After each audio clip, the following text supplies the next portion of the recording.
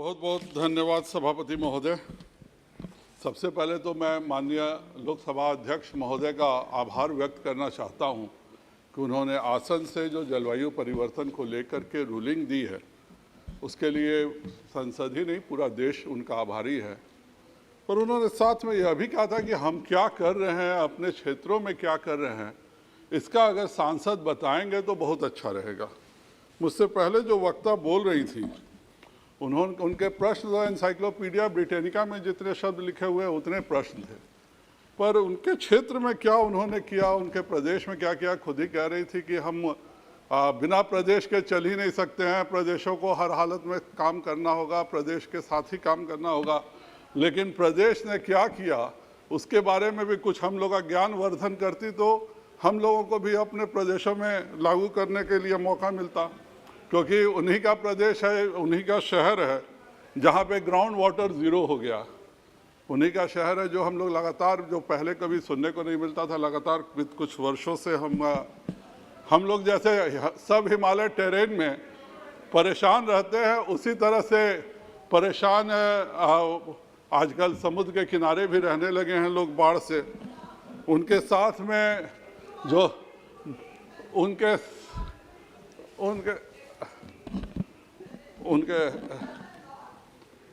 वो अगर आप बता देती तो बहुत अच्छा रहता। आपकी बगल में महिला मित्र भी जो कमेंट कर रही थी वो भी बताती कि क्या क्या किए तो और अच्छा रहता। खैर, लेकिन अगर भारत क्या कर रहा है, जो इन्होंने इतने सारे प्रश्न पूछे हैं, अगर उसको हम बहुत छोटे में जवाब दें तो COP26 में मैं खुद यूनाइटेड नेशंस के ऑब्जर्वर की हैसियत से वहाँ गया था और उस बैठक में भी मैं शामिल था जहाँ पे राष्ट्राध्यक्षों की जो बैठक हो रही थी। और उस राष्ट्राध्यक्षों के सम्मेलन में अमेरिका के राष्ट्रपति जो बाइडेन भी मौजूद थे, यूरोपियन यूनियन की सम्मानित अध्यक्षा भी मौजूद थी, उसके अलावा राष्ट्रीय और देशों के अध्यक्ष भी थे और साथ में बहुत सारे एनर्जी मिनिस्टर भी थे। पर उस मंच से माननीय इंग्लैंड के, ब्रिटेन के प्रधानमंत्री कहते हैं कि there is only one sun, one world, one grid and one Narendra Modi. मुझे लगता है उनके सारे प्रश्नों का जवाब देने के लिए यही काफ़ी है। अध्यक्ष महोदय, हम लोग जलवायु के प्रति कितने संवेदनशील, वो आज के नहीं है, हम हजारों वर्षों से उसके प्रति संवेदनशील हैं। हमने हमेशा पृथ्वी को अपनी माता का स्थान दिया है। हमारे वेदों में भी कहा गया है कि हे पृथ्वी माता, आप हमें हमेशा कामधेनु की तरह दूध दो, पर हम इतना भी दोहन नहीं करें कि आप बीमार पड़ जाओ। आज कहीं ना कहीं पृथ्वी बीमार पड़ गई है। जब मैं छोटा बच्चा था तो मुझे जो सबसे ज़्यादा चीज़ें आश्चर्यचकित करती थी, उसमें एक था कि मेरे यहाँ से जब खेतों के व्यक्ति आते थे, जो लोग आते थे बिल्कुल धोती कुर्ता में, पढ़े लिखे भी नहीं होते थे, वह कहते थे कि आज तो काम करना है, अपने लोकल भाषा में, कि कल हथिया नक्षत्र है, बहुत पानी बरसने जा रहा है। हम सोचते थे कि इतना सूरज उगा हुआ है, ये कैसे बारिश की बात कर रहा है, और अगले दिन जम के बारिश हो जाती थी। अर्थात हमारे सैकड़ों सालों का जो हम लोगों का पुरातन एक्सपीरियंस था, सारे लोग जानते थे कि कब बारिश होनी है, कब हमें बुआई करनी है, कब हमें कटनी करनी है। एक अनवरत यह प्रक्रिया चली आती थी और सब लोग इस बात का जानते थे। लेकिन समय के साथ आज हम देख रहे हैं कि सब कुछ बदल गया है। आज तो IMD जो कहता है उस पर विश्वास करना मुश्किल हो जाता है, जबकि हम इतने सारे लेटेस्ट टेक्नोलॉजी के साथ हैं। मैं हिमालय के बिल्कुल तलहटी के क्षेत्र से आता हूं और मैंने देखा कि जब लू चलने का मई का सीजन था तो भी हमारे यहाँ बाढ़ आई, और जब अक्टूबर में जब कोई दशहरा के समय कोई सोच भी नहीं सकता था, उस समय भी मतलब हर महीने हिमालयों पे लगातार अनसीजनल रेन हो रही है। और 4 बार हमारे यहाँ के किसानों ने बुआई किया और चारों बार फसल बीज बह गया। तो ये जो जलवायु परिवर्तन है, यह इतना सीरियस इशू है, इसको हम लोगों को बहुत सीरियसली सोचना पड़ेगा। खास करके हम सबको, जैसे हमसे पहले माननीय नेत्री कह रही थी कि सबों को साथ मिलकर काम करना, बिल्कुल काम करना पड़ेगा। हम इस दुनिया के सबसे वल्नरेबल देशों में से एक है। अगर क्लाइमेट रिफ्यूजी की बात हो रही है तो हमें उस पर ज़रूर सोचना चाहिए, क्योंकि हम 3% हमारे पास ज़मीन है, 3% स्वच्छ जल है और हम दुनिया के 17% आबादी को के सब कुछ पालन पोषण और सब कुछ कर रहे हैं। इसलिए अगर मानसून का 20 से 25% भी अगर डेविएशन होता है तो यह पूरे भारत के कृषि व्यवस्था के लिए बहुत ही खराब होगा। हमारे आज अगर पिछले वर्ष की बात करें तो कोरोना के विपरीत काल में भी हमारी कृषि की आधारित जो हमारे धन था उसी ने हमें काम किया। आज मैं माननीय प्रधानमंत्री जी का आभार भी व्यक्त करना चाहूँगा कि दुनिया के किसी देश ने जो नहीं किया वह उन्होंने प्रधानमंत्री अन्न योजना के तहत 2 साल तक लगभग मुफ्त गरीबों को अनाज देके 80 करोड़ जनता को जो अनाज देने का काम किया है वह बताता है कि हम हर कार्य के लिए, हर जो दूसरों की चिंता, गरीबों की चिंता करने के लिए हम कितने ज़्यादा संवेदनशील हैं। सभापति महोदया, अगर आधुनिक भारत के इतिहास की हम लोग बात करें तो सबसे पहले जलवायु के बारे में अगर किसी ने चिंता किया था तो वह हमारे राष्ट्रपिता महात्मा गांधी थे। उन्होंने आज से 80 साल पहले कहा था कि this world has enough for everyone's need but it doesn't have enough for everyone's greed. अर्थात धरती इंसानों की ज़रूरत की भरपाई करने के लिए तो आसानी से कर सकती है भरपाई, पर हम इंसानों के लालच का वह भरपाई नहीं कर सकती है। और महात्मा गांधी की इस आदर्श सूत्र को ध्यान में रखते हुए अगर इस भारत में किसी सरकार ने पहली बार जलवायु परिवर्तन पर सीरियसली काम किया था तो वह है गुजरात की सरकार, जो 2002 से 2010 के बीच में तत्कालीन मुख्यमंत्री और आज के वर्तमान प्रधानमंत्री श्री नरेंद्र भाई मोदी जी ने जो प्रदेश में कार्य किया था, अगर वह भी उन लोगों ने देख लिया होता तो उन्हें समझ में आता कि प्रदेश क्या क्या कर सकते हैं। सभापति महोदया, 2002 से 10 के बीच में भारत सरकार की अपनी कोई निश्चित नीति नहीं थी कि हम जलवायु परिवर्तन पर कैसे काम करेंगे, तो भी गुजरात के मुख्यमंत्री ने उस समय माननीय हमारे वर्तमान प्रधानमंत्री श्री नरेंद्र भाई मोदी जी ने वाटर ग्रिड बना के जहाँ कम पानी के क्षेत्र थे वहाँ पर ज़्यादा पानी के क्षेत्रों से पानी पहुँचाने का काम किया। और इतना ही नहीं, उसके अलावा उन्होंने अर्बन वार्मिंग घटाने के लिए, पब्लिक ट्रांसपोर्ट को आगे बढ़ाने के लिए मेगा ट्रांजिट सिस्टम का काम भी गुजरात के मुख्यमंत्री जी ने किया था। इसके अलावा 2002 में सोलर और विंड में गुजरात की क्षमता केवल 11.95 मेगावाट थी। 2010 में यह क्षमता गुजरात की बढ़कर 1865 मेगावाट की हो गई और इसमें केंद्र सरकार का कोई योगदान नहीं था, जो बार बार इस बात को कहा जा रहा है। उनके यही सब जलवायु के लिए किए गए कामों को उन्होंने किताब के रूप में रखा था जिसका नाम कन्वीनियंट एक्शन था। और इस किताब में उन्होंने तब लिखा था कि क्लाइमेट चेंज कोई पर्यावरण का मुद्दा नहीं है, यह विकास से जुड़ा हुआ मुद्दा है। मिस्टर स्टीव हावर्ड, जो लंदन के क्लाइमेट ग्रुप के CEO और बहुत प्रसिद्ध पर्यावरणविद हैं, उन्होंने इस पुस्तक को फॉरवर्ड करते हुए उस समय के मुख्यमंत्री मोदी जी की तारीफ की थी। धन्यवाद। और उन्होंने लिखा था कि it is remarkable to know that as early as 2010, when climate change didn't even dominate the national debate, somebody was thinking of it. तो यह प्रदेश कर सकते हैं, केवल बात रखने से काम नहीं होता। उसी समय हम लोग भी यहाँ पर लोकसभा में मौजूद थे और आज जो केंद्र सरकार से प्रश्न पूछे जा रहे हैं, मैं एस्टिमेट्स कमेटी का मेंबर था, हमारे कांग्रेस के भी बहुत सारे मित्र थे और हम सबों ने मिल करके एस्टिमेट कमेटी में एक पास किया था कि 1% ऑफ प्लान्ड बजट को हम सोलर और रिन्यूएबल एनर्जी के लिए देना चाहिए। लेकिन हम लोग प्रधानमंत्री जी से भी ट्रैक टू डिप्लोमेसी के तहत हम लोग क्लाइमेट पार्लियामेंट का एक हमारा ग्रुप है, हम लोग उस समय के भी प्रधानमंत्री श्री मनमोहन सिंह जी से मिले थे। उन्होंने हम लोग कहा भी कि नहीं, ये मुद्दा हमारे हृदय से जुड़ा हुआ मुद्दा है, लेकिन भारत के प्लांट बजट का 1% रिन्यूएबल को तभी मिल सका जब प्रधानमंत्री श्री नरेंद्र भाई मोदी इस देश के प्रधानमंत्री बने। इतना ही नहीं, इससे भी आश्चर्यजनक बात है कि बहुत सारे मिशंस यूपीए गवर्नमेंट में भी आए थे, अभी बहुत तारीफ अपना करेंगे लोग। लेकिन मैं इसी लोकसभा में प्रश्न पूछा कि आपने जो सब्सिडी दी है उसको गुजरात को क्यों नहीं दी है, स्टेट गवर्नमेंट को। आज गवर्नमेंट की बात हो रही है, स्टेट की नहीं सुनी जाती है। और इसी लोकसभा में, मैं नाम चूंकि नहीं लेना चाहूँगा क्योंकि अब वो अभी भी वो सदस्य हैं, यहाँ मौजूद नहीं है, उन्होंने जवाब दिया कि गुजरात ने हमसे पहले योजना शुरू कर दी इसलिए हम उसको सब्सिडी नहीं देंगे। और इस तरह के बात आज कोऑपरेटिव फेडरलिज्म का, जब वो लोग उधर हैं तो बात करती हैं कि इस तरह से कोऑपरेटिव फेडरलिज्म होना चाहिए।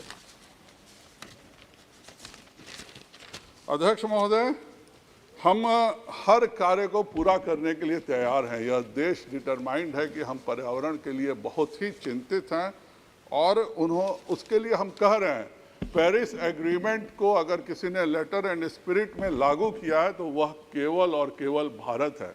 हमने जो अपने एनडीसीज दिए थे उसको हम लगातार पूरा कर रहे हैं और कोई दूसरा देश इस कार्य को नहीं कर रहा है।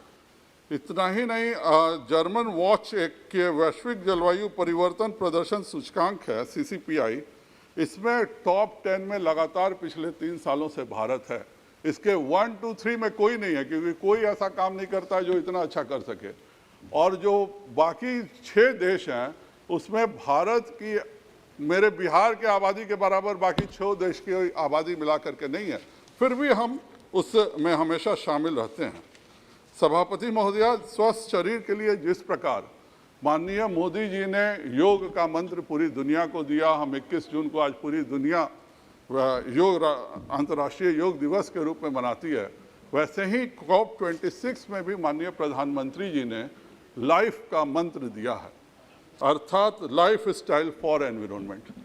और इसका ध्यान जब तक प्रत्येक नागरिक नहीं रखेगा, प्रत्येक व्यक्ति नहीं रखेगा, तब तक हम पर्यावरण में वह सब कुछ कर नहीं पाएंगे जो हम करना चाहते हैं। कभी हम लोगों की हिंदू संस्कृति को बहुत अजीब ढंग से देखा जाता था कि भारत जाइए तो ये लोग पेड़ की पूजा करते हैं, पहाड़ की पूजा करते हैं, पत्थर की पूजा करते हैं, नदियों की पूजा करते हैं। पूरे दुनिया के लिए यह कौतूहल का विषय था। लेकिन आज पूरी दुनिया समझ चुकी है कि अगर हम इन सब चीज़ों को पूजनीय नहीं बनाएंगे तो यह पृथ्वी बचने नहीं जा रही है। और यह आज हर व्यक्ति इस बात को मानने के लिए तैयार बैठा हुआ। माता भूमि पुत्रोहम पृथिव्या, अर्थात माँ पृथ्वी हमारी माता और मैं उसका पुत्र हूँ। और यही प्रधानमंत्री जी की सोच है और इसी के तहत हम लोगों ने मनरेगा से पौधारोपण, तालाबों का निर्माण, जैविक खेती, वर्मी कंपोस्ट एवं जैविक कूड़े से कंपोस्ट खाद बनाने से लेकर के नमामि गंगे परियोजना में हम हजारों करोड़ रुपए खर्च कर रहे हैं इसी पर्यावरण को बचाने के लिए। आज भारत सरकार की नीतियों में इलेक्ट्रिक वाहन की सब्सिडी, एथेनॉल मिश्रण, सोलर PV और बैटरी निर्माण के लिए PLI, पेट्रोलियम में भारत का स्टेज 4 से सीधे स्टेज 6 पर जाना, 2030 तक भारतीय रेल को नेट ज़ीरो का लक्ष्य रखना जैसी योजनाओं में हम हजारों करोड़ रुपए का निवेश कर रहे हैं। और इससे केवल न केवल पर्यावरण की रक्षा होगी बल्कि यह हमारे लिए विकास का रास्ता भी खोलेगा, रोजगार का रास्ता भी खोलेगा। COP26 में भारत और ब्रिटेन ने green grid initiative, one sun one world one grid की घोषणा पूरे दुनिया के पर्यावरण को जो बचाने के लिए की है, वह न केवल दुनिया के लिए एक मील का पत्थर साबित होगा बल्कि हमारे लिए रोजगार के अवसर देगा। पावर ग्रिड कॉरपोरेशन, अध्यक्ष महोदय, सभापति महोदय, दुनिया में एकमात्र है, हिंदुस्तान ही है जिस पूरा देश एक ग्रिड की कनेक्टिविटी से जुड़ा हुआ है। हम सीधे स्विच ओवर कहीं से कहीं कर सकते हैं, दुनिया में यह किसी दूसरे देश के पास नहीं है। और जब हम ओसो वॉक की बात कर रहे हैं तो यह जो DC ग्रिड बनेगा, यह बहुतों को रोजगार देने के लिए पावर ग्रिड कॉरपोरेशन को आगे बढ़ा के पूरे विश्व में एक हस्ती बनाने का काम करेगा। वैसे जो इंग्लैंड ने भी अपने तरफ से GGI शब्द जोड़ा है, ग्रीन ग्रिड इनिशिएटिव, वो अभी उनका शब्द नहीं है। 2015 में क्लाइमेट पार्लियामेंट की शंघाई की मीटिंग में शंघाई की मीटिंग में या हम लोगों ने ग्रीन ग्रिड इनिशिएटिव को पूरे विश्व के सामने ट्रैक टू डिप्लोमेसी में क्लाइमेट पार्लियामेंट को के सामने हम लोगों ने रखा था। और COP26 में भी क्लाइमेट पार्लियामेंट को लगातार ब्रिटिश गवर्नमेंट ने हम लोगों से हेल्प भी लिया था और हम लोगों ने इस पर लगातार काम किया था। यह सिंपल सा योजना है कि अगर हम चाइना के शेकियांग डेजर्ट से थार होते हुए मोरक्को के डेजर्ट तक एक DC ग्रिड बना दे तो ये तीनों महाद्वीप को सोलर से ही हम दिन भर हमेशा के लिए विद्युतीकरण कर सकते हैं, क्योंकि कहीं ना कहीं इस इलाके में 24 घंटे सूरज जरूर मौजूद रहेगा और हम तीनों महाद्वीपों को भी हम बिजली दे सकते हैं। इसीलिए ग्रीन ग्रिड इनिशिएटिव भी हमारा ही कहीं ना कहीं है। पर मैं माननीय मंत्री जी का ध्यान को कि वो COP26 को भारत के तरफ से चेयर भी कर रहे थे, एक चीज़ पर जरूर दिलाना चाहूँगा कि हम लोगों ने अप्रैल में इस बात की घोषणा कर दी थी कि दोनों देशों के एनर्जी मिनिस्टर मिल करके एक संयुक्त डिक्लेरेशन देंगे और हम दुनिया के सभी एनर्जी मिनिस्टर्स को बुलाएंगे उस मीटिंग में, जिसमें माननीय प्रधानमंत्री जी और ब्रिटेन के प्रधानमंत्री इस GGI ओसोवॉक की घोषणा करेंगे। क्यों 15 सितंबर तक जाके ये लेटर जा सका, 5-6 महीने इसमें देरी क्यों हो सकी? क्योंकि उसके कारण बहुत सारे एनर्जी मिनिस्टर चाहते हुए भी नहीं पहुंच सके। इसकी जरूर चिंता करेंगे। मैं माननीय भूपेंद्र जी भाई साहब का ये बहुत बहुत आभारी हूँ, चूँकि लगातार 5 दिनों बाद तो मैं आ गया था पर पूरे COP को मैं फॉलो कर रहा था। जिस तरह से विकसित देश अड़े हुए थे कि हम फेज आउट करेंगे फॉसिल फ्यूल को, लेकिन माननीय मंत्री जी ने जिस तरह से साथ दिया और उन्होंने कहा कि नहीं, यह फेज आउट नहीं बल्कि फेज डाउन शब्द का प्रयोग होगा, यह बताने के लिए सफिशिएंट है कि भारत अपने विकास के साथ किसी से भी समझौता नहीं कर सकता है। हम 3 बहुत बड़े काम करने में सफल हो पाए हैं।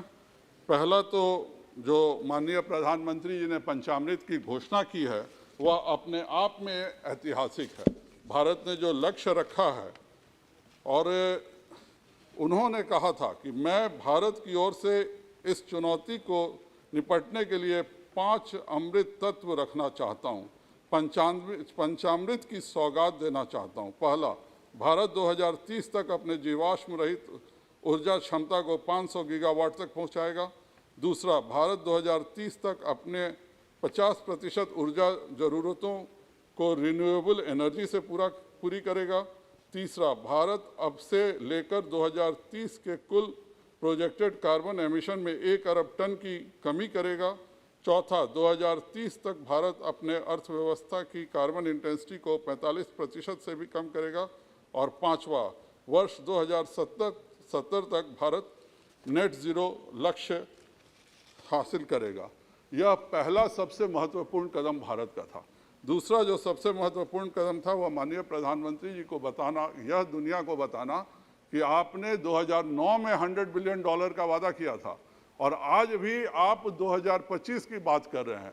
यह विकासशील देशों के प्रति अन्याय है और आपको हर हालत में यह तो करना ही चाहिए, बल्कि उन्होंने $1 ट्रिलियन की बात की थी। हम आज भी 5% ही हिस्सा हमारा कार्बन उत्सर्जन में है, जिन्होंने 60% खर्च किया यूरोप, अमेरिका, जापान, रूस के देशों ने। इनको इसके लिए आज जो विकासशील देश हैं उनको हर हालत में मदद करनी ही चाहिए। और तीसरा जो सबसे बड़ा COP26 का जो निर्णय हुआ वह आखिरी दिन जो फॉसिल फ्यूल को फेज आउट करने की एक साजिश थी। वो लोग तो अपनी पूरी एनर्जी बना चुके हैं, आज उनको एक्स्ट्रा की ज़रूरत ही नहीं है। जितनी बिजली आज अमेरिका में है, जितने बल्ब जलते हैं उससे, जितने फैक्ट्रियाँ, उससे ज़्यादा वो क्या बना पाएंगे। लेकिन हम विकासशील देश हैं, हम आज गति शक्ति के माध्यम से 2 लाख किलोमीटर सड़कें बनाने की बात कर रहे हैं, 1 लाख से हम अपने विभिन्न योजनाओं में विकास की बात कर रहे हैं। हमें अपनी ज़रूरत है और मैं माननीय मंत्री श्री भूपेंद्र यादव जी को धन्यवाद दूंगा कि विकसित देशों के प्रेशर के आगे नहीं झुकते हुए उन्होंने जो फेज डाउन की बात की वह पूरे के पूरे विकासशील देशों के ब्लॉक में भारत का, पूरे दुनिया को भारत का मुरीद बना दिया। हमने साफ वैश्विक पटल पर यह संदेश दिया कि हम एक तरफ तो जहाँ जो हमारे NDCs हैं वह पेरिस एग्रीमेंट के हम एक एक को पूरे करने के लिए तत्पर हैं। हम पर्यावरण के लिए सबसे ईमानदार देश हैं, पर हम अपने देश के विकास के लिए किसी भी दबाव में नहीं झुकेंगे। इसके लिए मैं माननीय मंत्री श्री भूपेंद्र यादव जी का बहुत बहुत धन्यवाद देता हूं। और आज दुनिया के सारे विकासशील देश ब्रिटेन के प्रधानमंत्री की ही बात दोहरा रहे हैं कि 1 सन 1 world 1 grid and only 1 Modi, क्योंकि अध्यक्ष सभापति महोदया, हम जितने संवेदनशील हैं कि 2 डिग्री सेल्सियस से कम ग्लोबल वार्मिंग का टेम्परेचर है, यह दुनिया में भारत के ही नेतृत्व में सक्षम हो सकते हैं और सफल हो सकते हैं, क्योंकि मुझको पूरा विश्वास है कि मोदी है तो मुमकिन है। और इसलिए हम सभी अपने विकास को करते हुए पृथ्वी को, पर्यावरण को बचाने में जरूर सफल होंगे। आपने मुझे बोलने का मौका दिया, आपको बहुत बहुत धन्यवाद।